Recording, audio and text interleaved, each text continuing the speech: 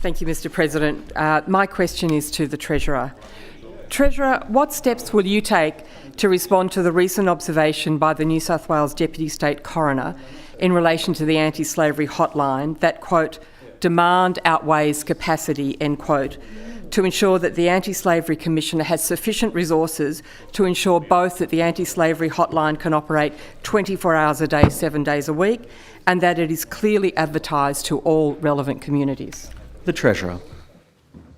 I thank the member for her question, and perhaps on indulgence, I also welcome the delegation that has appeared from the United Kingdom in search of the ashes which we retained, I'm sure, and as well. And I'm duty-bound as an Australian to point that out at every opportunity. But back to the question. Can I say, in respect, the member asked me about an important issue to do with the Modern Slavery Commission, and she asked me what steps I'm going to undertake to ensure that they are adequately resourced.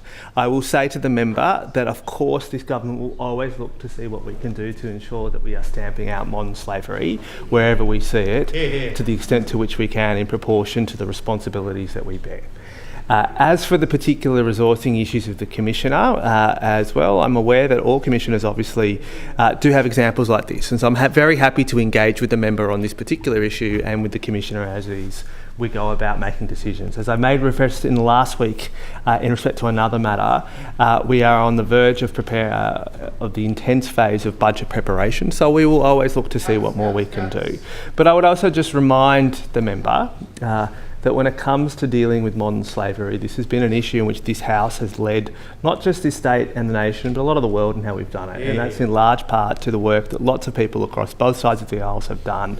But I have to acknowledge particularly the role of the Honourable Greg Donnelly in establishing, and Paul Green as well, and all the others that were part of it. And I was on that inquiry with the Honourable Greg Donnelly.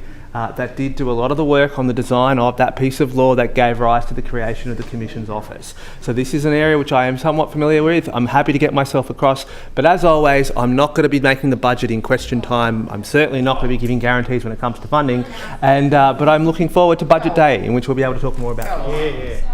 The Honourable Susan Carter.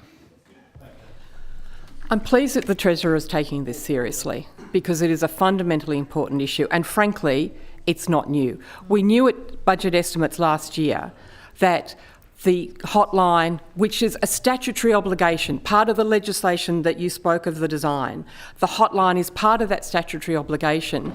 And the Commissioner told us that it could no longer run 24 hours a day, 7 days a week, because he had made the very sensible decision that he shouldn't be manning the phone himself after hours and on weekends, because that is how the hotline had been operating, with the Commissioner himself having to answer the phone.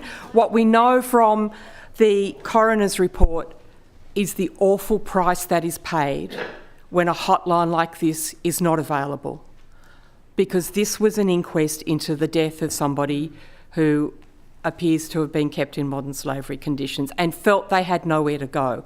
This hotline is an excellent resource, but it has to be available to actually work. The